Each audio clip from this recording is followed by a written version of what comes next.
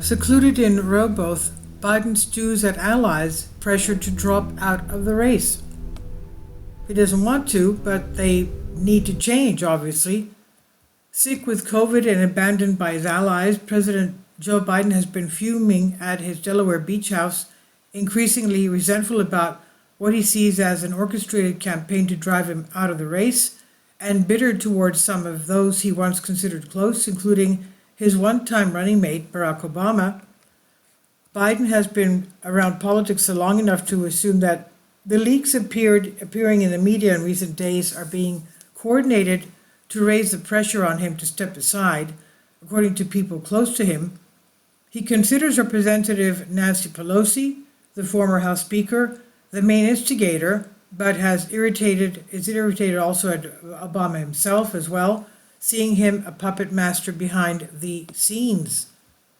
The friction between the sitting president and leaders of his own party, so close to an election, is unlike anything seen in Washington in generations, especially because the Democrats now working to ease him out were some of the allies most critical to his success over the last dozen years.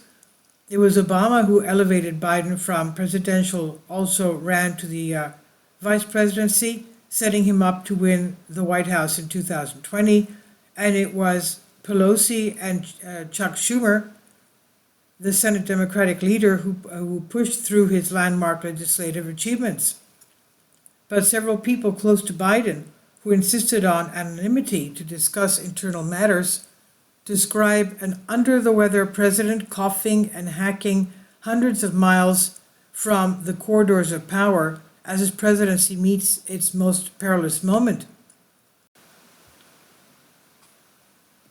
He's watched with rising exacerbation as a succession of news stories appeared one after the other, reporting that Schumer, Pelosi, and Obama and Representative Hakeem Jeffries of New York, the House Democratic leader, all had warned of a devastating defeat for the party in November.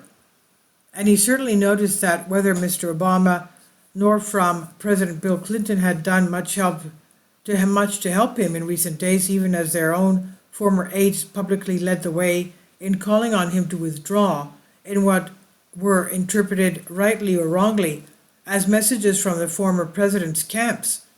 The unseen but clearly felt presence of Obama in particular has brought a Shakespearean quality to the drama now playing out, given their 8-year partnership.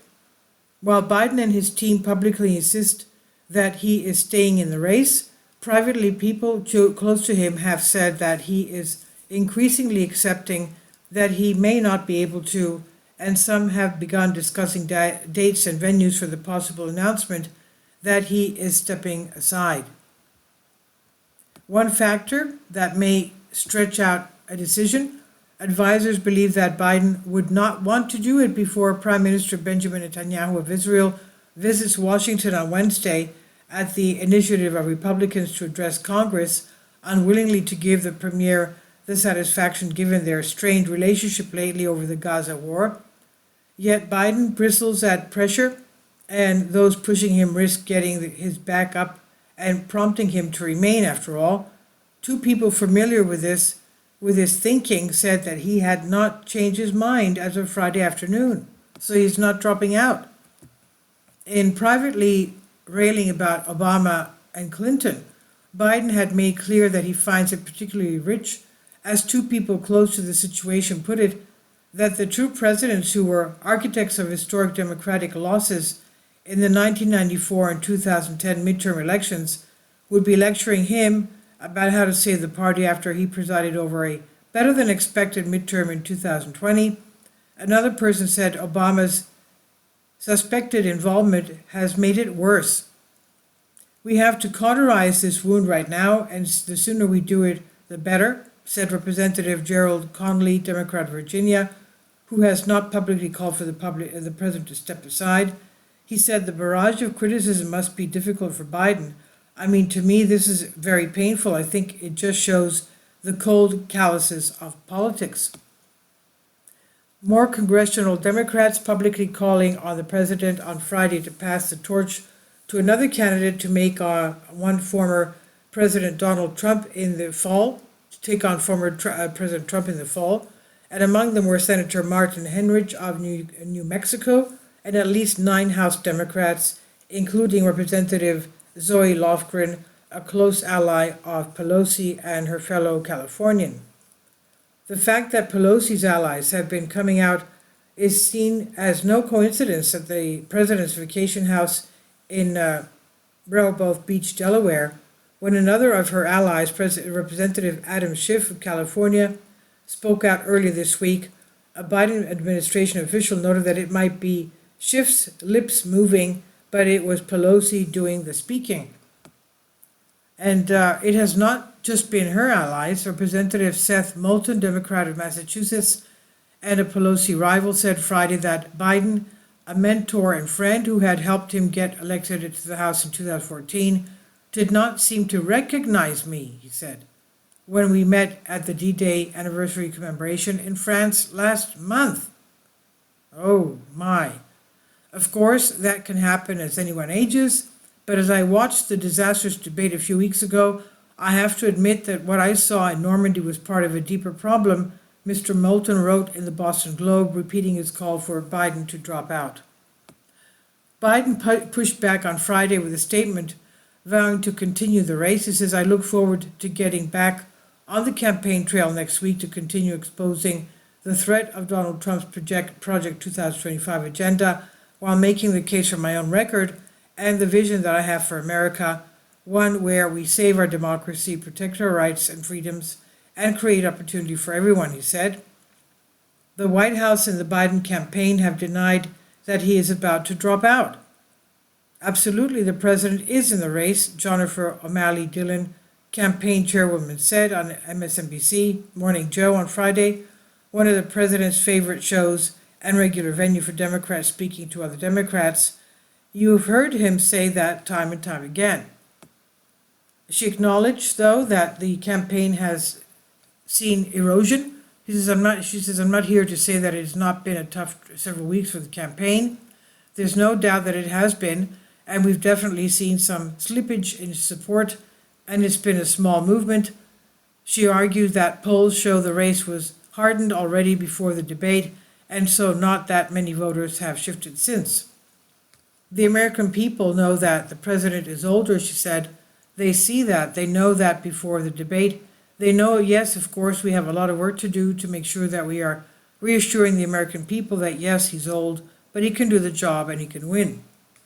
All of the political machinations were occurring as the president was fighting off symptoms from COVID in isolation in Rehoboth, Delaware. He was still coughing and hoarse on Friday, but he was improving, according to his doctor. Jill Biden was with him, although staying in a separate room. Among those with him in Rehoboth this weekend will be his aides Stephen Ricchetti and Annie Tomasini. Anthony Barnell, the First Lady's chief of staff, accompanied her. It was unclear if Biden would still return to Washington on Sunday as planned, but he was tentatively scheduled to travel on Wednesday to Austin, Texas, for a postponed celebration of the 60th anniversary of the Civil Rights Act at the Lyndon B. Johnson Presidential Library. Biden's peek at his former partner Obama represents the latest chapter in a complicated relationship. While not close when they teamed up to run in 2008, they became friends over their own two terms in the White House together, bonding especially when Biden's son Beau died in 2015. But Biden has nursed a grudge ever since Obama gently discouraged him from running for president in 2016, steering the Democratic nomination to Hillary Clinton, who lost to Trump. So Obama's advice may not be particularly welcome in Delaware at this point, which is perhaps one reason the former president is not offering it directly, according to people close to him. Obama last saw Biden at a lavish record-setting Hollywood fundraiser before the debate in June, when the two appeared on stage together. At the end, Obama appeared to be leading Biden off stage. One former Obama aide who was present that night said that it was clear that the former president was startled and shaken by how much Biden had aged and seemed disoriented.